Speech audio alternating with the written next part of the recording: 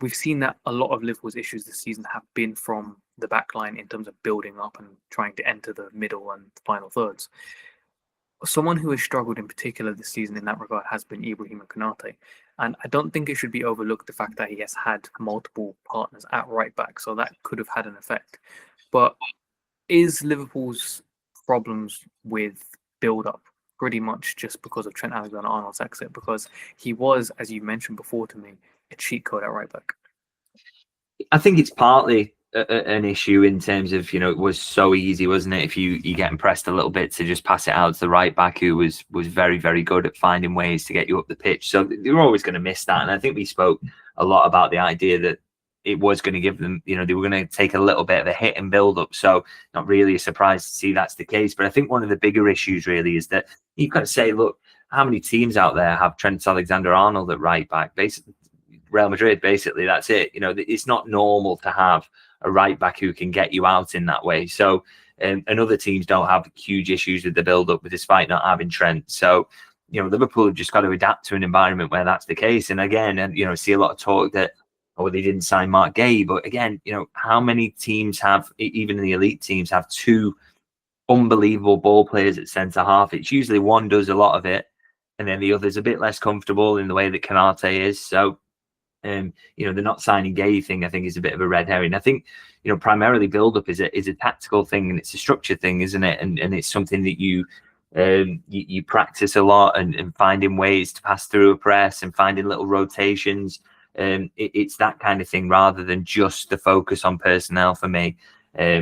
Because at the end of the day, not everybody is blessed with unbelievable ball players at the back. So you've got to find ways of progressing. So I think those rotations are not quite as slick. The routines that you should have to play yourself out again are not as slick because there's so much change in the back line. I mean, if there's one thing you want to criticize, I'd say, Liverpool have got to get used to the fact that it's Frimpong out there or Kerkez who's out there, and they are not that comfortable. Frimpong in particular, I think in deep build-up, I don't really want to see him given the ball in certain situations. They've got to make, kind of adjustments for the fact that he doesn't want it and he'll look uncomfortable if he's taking it with his back to goal. There was one situation against Galatasaray where he ends up playing it inside to Konate. As soon as the keeper gives it to Frimpong with his back to goal, you knew Liverpool were going to get pressed out of that situation. So just think on a little bit in those moments. But I think those rotations will get better, and I think they'll find Frimpong in better situations. I think Konate will look less rushed in the way he did last season when he feels like he's always got options, and that's just not happening at the moment. And I also think the coaches need to get in Kerkez's ear and just tell him, open your body shape up a little bit more, because that's a really consistent issue, I think, in Liverpool's build-up. He's always shut off, and he's such a huge pressing trigger. When you look at him, I mean, if you were the winger and you see him, the way he receives the ball, every time you'd be licking your lips thinking, we've got them here.